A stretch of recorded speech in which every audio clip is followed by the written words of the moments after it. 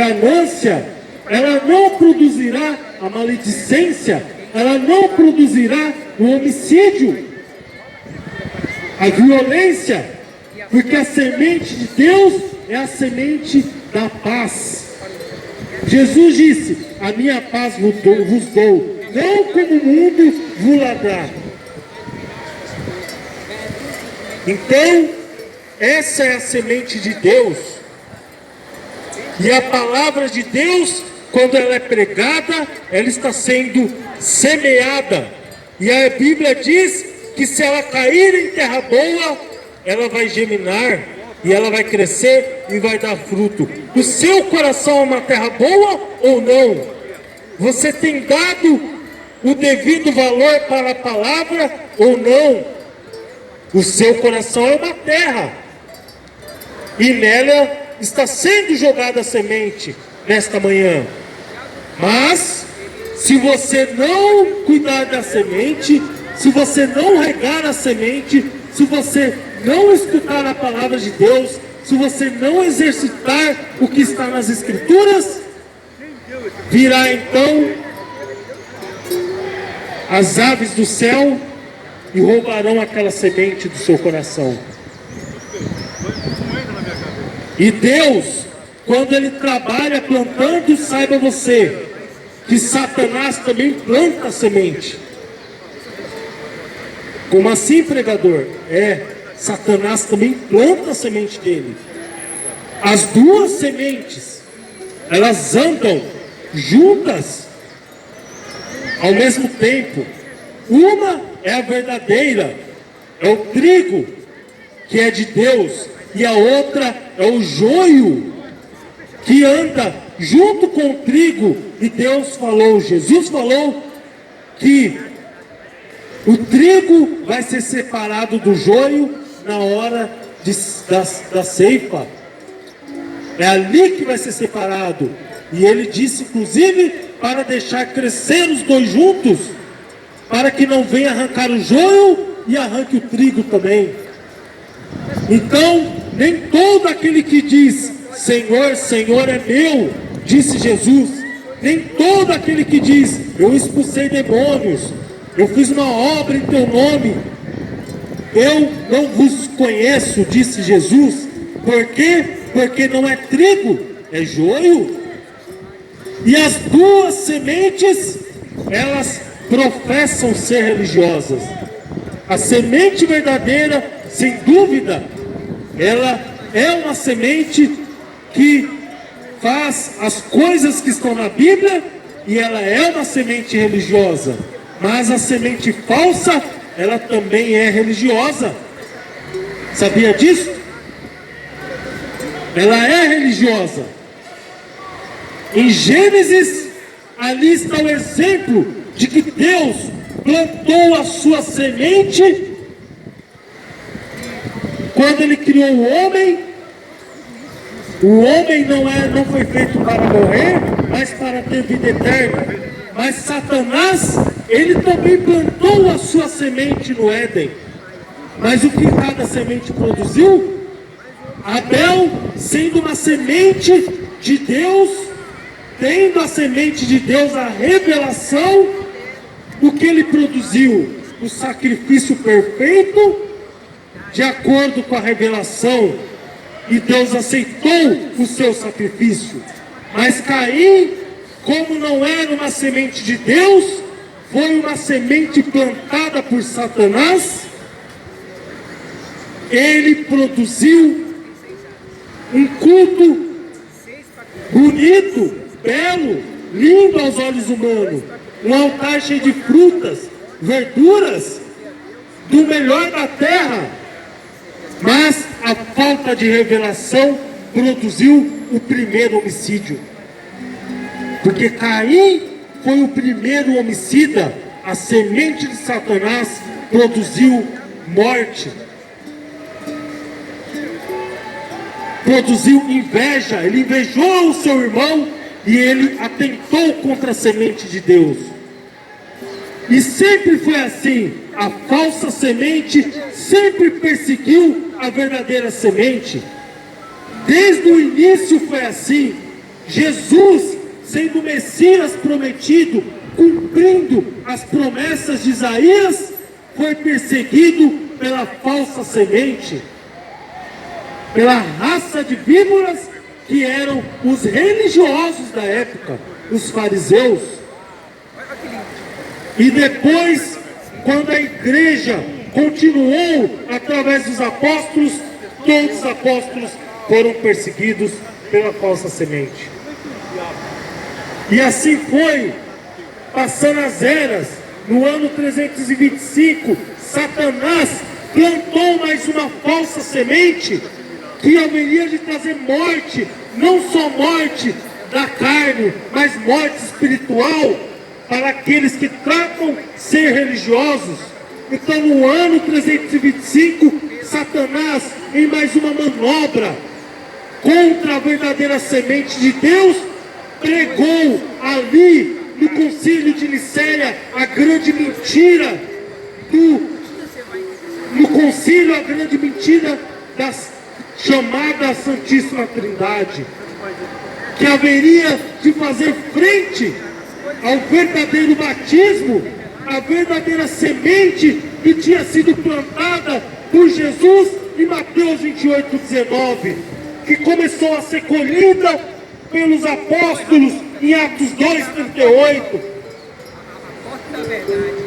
Mas Satanás queria sufocar aquela verdadeira semente, e no ano 325, através do imperador Constantino e dos líderes da igreja, eles criaram o concílio de Nicéia, curando a ferida da besta, a chaga da besta, que era uma ferida de morte. E ali aquela semente veio para resistir ao verdadeiro evangelho. Ela veio durante as eras, matou mais de 60 milhões de cristãos, irmãos Juarez. Uma semente assassina, ela continuou. Aquela semente do Éden, que era uma semente plantada por Satanás, ali depois do pecado, continuou matando. E hoje ela continua matando as almas que não podem crer, as almas que não crê em Jesus Cristo como seu único e suficiente Salvador e não conseguem receber o seu batismo.